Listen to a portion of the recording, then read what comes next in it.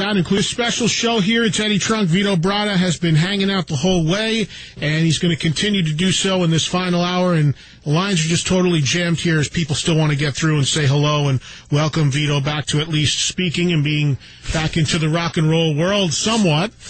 Next step is we'll get him to get a guitar and then get a band, and we're back to speaking publicly at least. You have a guitar here? I wish we did. I don't think we did, but we'll have to plan that for the next time. I didn't want to put too much burden on you, you know. It took me 15 years to get you here. I want to stick a guitar in your hands now on top of everything else. What do you want? A few more calls and we'll play some more music. And let's, man, so many people have been waiting so long. Let's talk to Mark in Jersey, in Old Bridge. Hey, Mark, you're live on the air. Hey, Eddie, how you doing? We're good. Hey, Vito, honored to talk to you. Hey, Mark. Honor's mine. Vito, I'm also from Staten Island, and, you know, I don't know if people around the country realize the magnitude of how respected you really are pre-White Lion.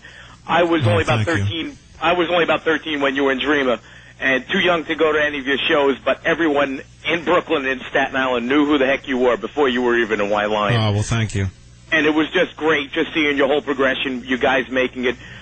Growing up in Staten Island and, you know, hanging out in Lemore's, it made everyone feel part of what you guys were doing. It was such a great time just to see you guys make it. Someone from the neighborhood actually make it. Yeah, thank you. You know, that was funny because when the band made it and we were all of a sudden in these arenas with, you know, Aerosmith and AC/DC and Ozzy and everything, I always felt bad. I says, well, what about all our people, you know? Back in the old days, you wish you could put them all on a bus and bring them with you. Yeah, well, you know what? You inspired a lot of us to get up off our butts and try to make a go of it also. So well, thank you. Now I got to get off my butt. Exactly. Now we got to inspire Vito. So, well, you know what's amazing? Hearing you talk tonight regarding, you know, your situation, why you didn't play. You know what? In this whole age of all this plasticity and with celebrities, it's just wonderful to hear someone as successful and talented as you putting their priorities in line, where other people, like you said, would just go out and have a good time and leave. God knows what else left behind. And that's such a respectable and admirable thing. And, you know, if you never played again because you had stuff to take care of, you know, God bless you. I hope you have a great life, man, because you've touched us all. Well, thank you. You know what? I did have one question. I know my memory is a little flaky. In '86, when even before Pride came out, didn't you guys open up for a Triumph at the Meadowlands? Oh, actually, that was Mountain and Loudness. Yeah, no, I think that was Yngwie. It was okay. No, I thought you guys got pulled on that tour. But we played with Triumph in the Providence. I don't know. It was a big 20,000 seat arena. Or so, I don't know what it was, but no, it wasn't the Meadowlands. I think I don't know. For some reason, I'm remembering Yngwie was offered that show. There was a tour. There was a show at the Meadowlands because I still have the T-shirt somewhere, believe it or not, and it was called the Rock and Roll Summit, and it was Triumph, Mountain, and Loudness. Is that annoying you that he's taking pictures? Did you ask him if you can take pictures first?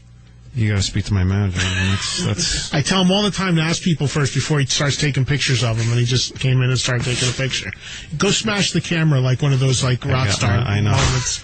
You son of a bitch. He doesn't look like he used to. You do look like you used to, though. That's the problem. The hairspray. In 1980, would I walk in the 80s, would I walk in with a wool cap? I mean, I feel like the Edge. It's 20 below outside. Oh, I know. The Edge. I know. Yeah, I also would have had a car drop me off at the front door. I had to take the train. Exactly. And you don't even get, you know, you exactly would have like a label sending you. You know, business isn't the way it used to be anymore, my friend. I'm going to try to hitch a ride with Wayne here. You got the patrol car? Or? Colin, let's go to Pennsylvania. Colin, you're live on the air. What's happening? Hey, Eddie, how's it going? It's going okay. Except for Vito may want to smash the camera out of Andrew's hands. How you doing, Vito? How's it going, Colin?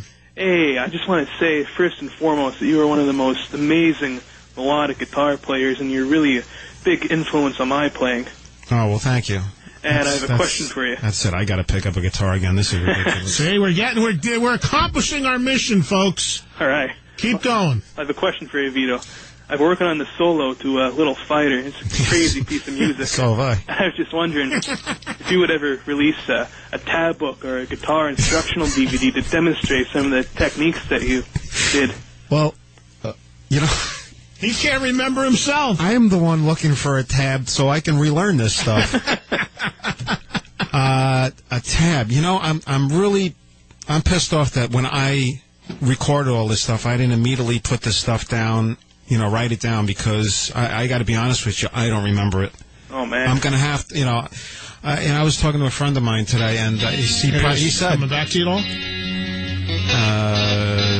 That's a guitar. I'll figure it out. Are you playing the song, Eddie? Yeah, I'm just playing the intro to give you a little refresher so you can remember. Oh, no, I think he was talking about the solo. Yeah, the solo. Yeah, I think I did that song in a different key, but... It was tuned up a whole step. Yeah, so... no, I don't know of any tabs out there, but when I figure this stuff out again, which I promise myself I'll do, I'll put it down, and maybe I could post it somewhere on the internet, and... I don't know. You want to help me? Thank you, Colin, for the call. Thank you, Colin. Another call from PA. Jason, you're live on the air. How are you? I'm doing real good. What do you got? What's your question? Go ahead. First of all, Eddie, thank you so much for dragging Vito out of the darkness. Well, thank him. He had to be the one that said yes. I just kept pushing. Vito, you're an influence to a lot of us, and we love your music. That's what that death metal guy said. Yeah, well, come over to the darkness. Yeah. Step out of the light. When are your fans going to see a Vito CD? Acoustic or electric? Oh, God. See, I knew someone was going to put me on the spot. Come on, man.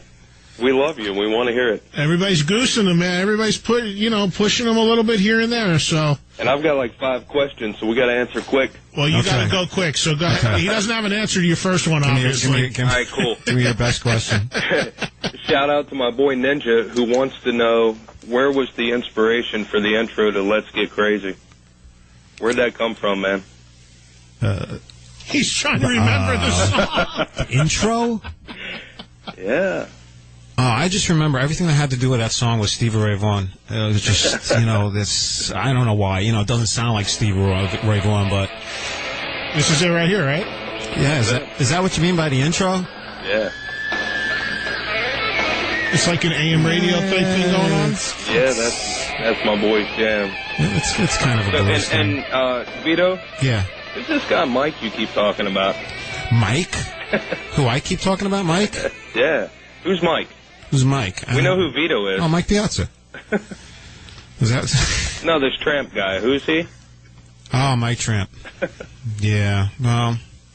Hey, now look, everything was going so well up to that point. Now you got to bring the negatives into it. Nah, that's not negative. Listen. I went through too much with Mike Tramp to be negative against him. I get pissed. Just like I would get pissed at my brother or something, but I just went through too much to sit here and start bad-mouthing him. I'm just not going to do it, Sometimes a little blurb will come out, but it was too much. I mean, we went from the basement to the garden. So how could I be... Who did you guys play the garden with? AC/DC. Yes, that's right. I remember that. That was the... what AC/DC record was that at the time? I forget which one that was. The video... was that Blow Up Your Video? Yeah, maybe it was. Something like that. Was it? Yeah, something like that. Yeah, you're right. All right, let's play a song or two. What do you want to play? You want to play something... We didn't do the Van Halen. You want to play some Van Halen? Did you ever find that Scorpions song? No, I gave it to you. Which song did you want to hear? That Sales... Oh, you gave it to me. Yeah. It's not even here. What? Which song do you want? The Uli Roth stuff. Yeah, that's on there, the first disc. And the second disc is the live album. That's all Uli Roth. Really? Where's the Sales of... Sales of Sharon? Yeah, where's that at? It's not on there? No, I don't see it. Hold on. Come on, you got to get your Uli Roth. That's another thing. There's another guy. You either absolutely people love and worship the guy, or people haven't heard of him. It's one extreme or the other with him. Sales of Sharon is not on either of those records, but I'm going to find it for you. And since we were talking about this song, let's play this one from White Lion. This is Let's Get Crazy. And we'll continue with Vito Bratta, and we'll find some Yuli Roth to play. And we'll take more of your phone calls a little bit later on. Stick around.